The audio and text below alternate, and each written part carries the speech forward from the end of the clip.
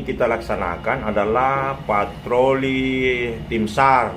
Tim SAR ini kita mempunyai satu tim SAR Satsamapta Polrestabes Makassar. Ini saya bentuk memang sebelum terjadi keadaan seperti ini, saya sudah bentuk. Dan ini kita mengantisipasi situasi yang ekstrim cuaca di Makassar ini.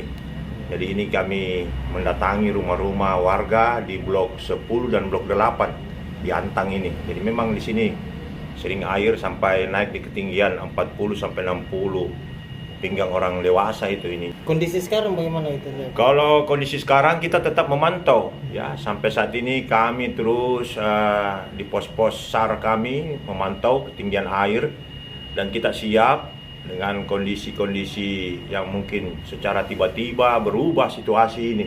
Ini kan biasanya tengah malam hujan, tiba-tiba berubah ya. Inilah yang kami antisipasi, kami bentuk tim SAR kecil tapi dia efektif. Selain ada juga teman-teman dari Basarnas ya, teman-teman dari Badan Penanggulangan Bencana Daerah, teman-teman dari TNI maupun dari Polda Sulsel yang mempunyai juga tim SAR. Ini dilakukan untuk mengantisipasi juga tindakan kriminal untuk kayak rumah ditinggal warga kan biasanya dibobol. Iya, iya itu juga karena memang kalau rumah sudah ditinggal sudah tidak ada penghuninya, namun di situ kan ada benda-benda apa yang berharga, elektronik apa, itu juga kita antisipasi.